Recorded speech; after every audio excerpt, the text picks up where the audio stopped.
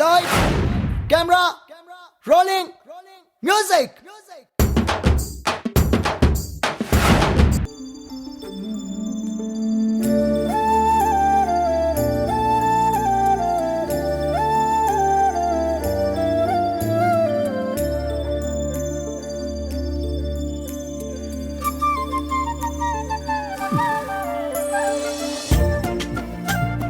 ఏమండి Suresh productions and north star entertainments private limited ఈ banners మీద మన డి సురేష్ బాబు గారు అండ్ శరత్ మరార్ గారు నిర్మాతలుగా సక్సెస్ఫుల్ చిత్రాల దర్శకుడు కిషోర్ పార్థసారి వరఫ్ డాలీ దర్శకత్వంలో మన power star Pawan Kalyan victory Venkatesh కాంబినేషన్లో ఈ రోజు మన ముందుకు వచ్చిన ఎంటర్టైన్మెంట్ గోపాల గోపాల. పవన్ కళ్యాణ్లా వెంకటేష్లా ఇది కూడా కష్టం.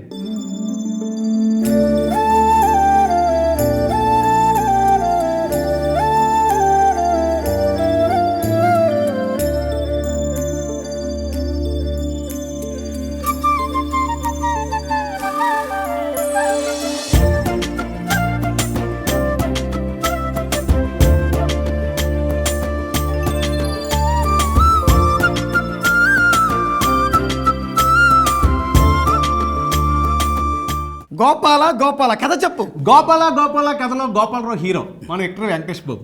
ఈయన నాస్తికుడు, దేవుడు అంటే పడత కానీ దేవుడు బొమ్మలు అమ్ముకుని ఓ షాప్ పెట్టుకుని వ్యాపారం చేస్తూ ఉంటాడు. ప్రజల మూఢభక్తి అనే వీక్నెస్ని మనోడు క్యాష్ చేసుకుంటూ ఉంటాడు. అఫ్కోర్స్ టోటల్ సహాయం చేస్తూ ఉంటాడు.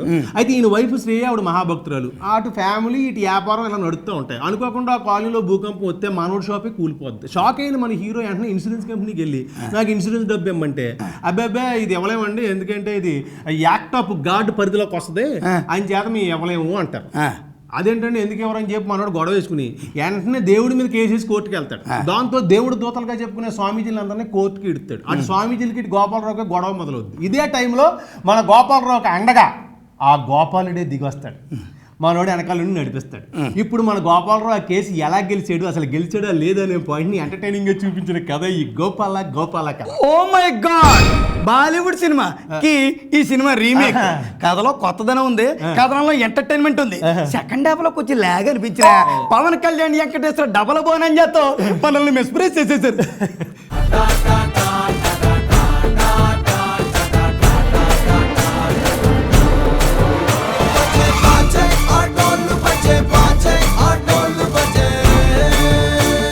మార్కెట్లో కొత్త దేవుడు వచ్చి చాలా కాలమైంది.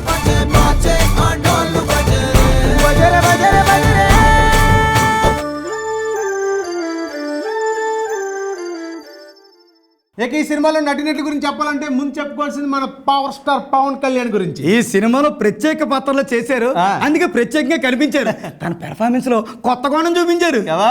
ఆ తర్వాత మన విక్టరీ వెంకటేష్, ఈయన ఇలాంటి పాత్ర ఇంతకు ముందు చేసిన ఈ పాత్ర పెర్ఫార్మెన్స్ లో కొత్తదనం చూపించారు. బాగా చెప్పు.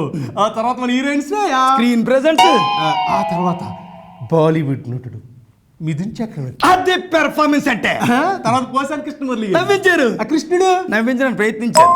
ఆశిష్ విద్యార్థి ఆయన మార్క్ పెర్ఫార్మెన్స్ అని చూపించారు. వెన్నెల కిషోర్ క్యారెక్టర్ కొత్తగా ఉంది. రఘుబాబు కట్టం పృథ్వీ బల్లలు పగిలిపోతాయి. ఇక్కడ ఒక్క సీన్ లో కనిపించిన అదర కొట్టేశారు కదా. ఆ తర్వాత భరణి మంచి పెర్ఫార్మర్. ఆ తర్వాత నందకిషోర్, కాటన్ రెడ్డి ఇలా చాలా మంది చేశారు రా. కంటెంట్ కొత్తగా ఉంటే పెర్ఫార్మెన్స్ కొత్తగా ఉంటాయి.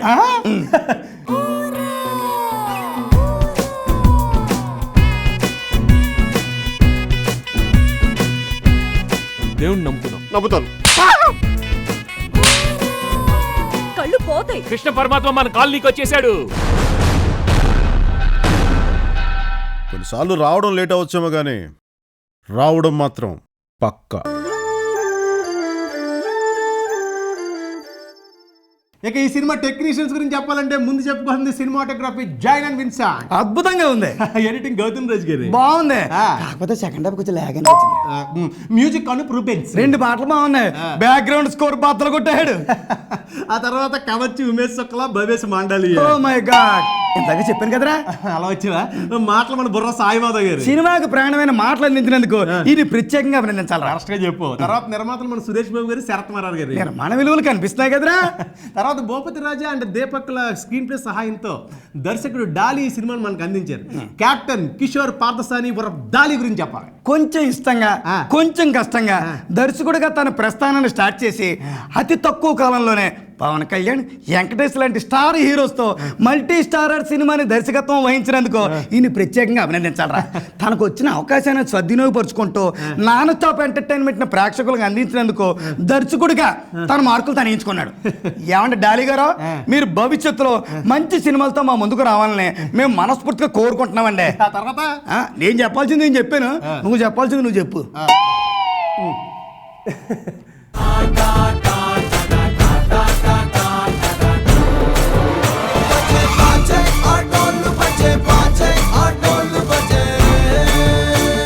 మార్కెట్లో కొత్త దేవుడొచ్చి చాలా కాలమైంది.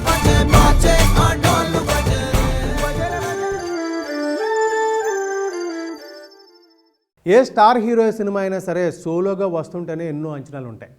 అలాంటిది ఇద్దరు స్టార్ హీరోలు కలిసి ఒక మల్టీ స్టార్ సినిమాతో మన ముందుకు వస్తున్నారంటే మరిన్ని అంచనాలు ఉంటాయి. మరి వాళ్ళ అంచనాలు అందుకోవాలి అంటే రొటీన్ మాసు మసాలా కథతోటే మనం వెళ్ళాలనే నానుడిని పక్కన పెట్టి ఓ విభిన్నమైన కథతో మనం ముందుకు రావాలని పవన్ కళ్యాణ్, వెంకటేష్ కలిసి 5 సంవత్సరాల క్రితమే హిందీలో సూపర్ హిట్ అయిన ఓ మై గాడ్ చిత్రాన్ని రీమేక్గా మన ముందు ఉంచారు. మరి ఈ సినిమాలో వాళ్ళ ఇమేజ్లన్నీ కూడా పక్కన పెట్టి కేవలం పాత్రలు మాత్రమే కనపడేటట్టు ఆ పాత్రలు ఒదిగిపోయే ప్రయత్నం చేశారు. అయితే వాళ్ళ ఇమేజ్లు మాత్రం అక్కడక్కడ అడ్డొచ్చిన మాట కూడా వాస్తవమే. ఇందాక మావాడు అన్నట్టు సెకండ్ హాఫ్లో కొంచెం నిడివి తగ్గించి ల్యాగ్ తగ్గిస్తే మరింత బాగుండేది. ఏది ఏమైనా మల్టీ స్టార్ సినిమాకి నాందిగా అటు సీతమ్మ వాకిట్లో సిరిమల చెట్టు కానివ్వండి, లేకపోతే ఎవడు కానివ్వండి, ఇప్పుడు వచ్చిన ఈ గోపాల కానివ్వండి, విభిన్నమైన కథాంశాలతో మన ముందుకు వస్తున్నాయి. రొటీన్ సినిమాలకు దూరంగా తెలుగు ప్రేక్షకుడికి మంచి మంచి కథలను అందించడం కోసం మిగిలిన స్టార్ హీరోలు కూడా ఇలాగ కలిసి వచ్చి ఓ మల్టీ స్టార్ సినిమా ద్వారా మంచి కథలతో మనం ముందుకు రావాలని ఆకాంక్షిద్దాం. మరి ఈ గోపాల విజయం రాబోయే ఆ సినిమాలన్నింటికి స్ఫూర్తిగా నిలుస్తుందని కూడా మనం కోరుకుందాం. మరి ఈ సినిమాకు పనిచేసినటువంటి సాంకేతిక నిపుణుల్ని, నటీనటుల్ని అందరినీ కూడా పేరున అభినందిస్తూ మరిన్ని మంచి సినిమాలతో మన తెలుగు ఇండస్ట్రీ అంతా కూడా ఆనందంగా ఉండాలని కోరుకుంటూ తెలుగు ప్రేక్షకులందరికీ మరి సంక్రాంతి శుభాకాంక్షలు తెలియజేస్తూ మరి నేను సెలవు తీసుకుంటున్నానండి. మీ ఎర్రబాబు.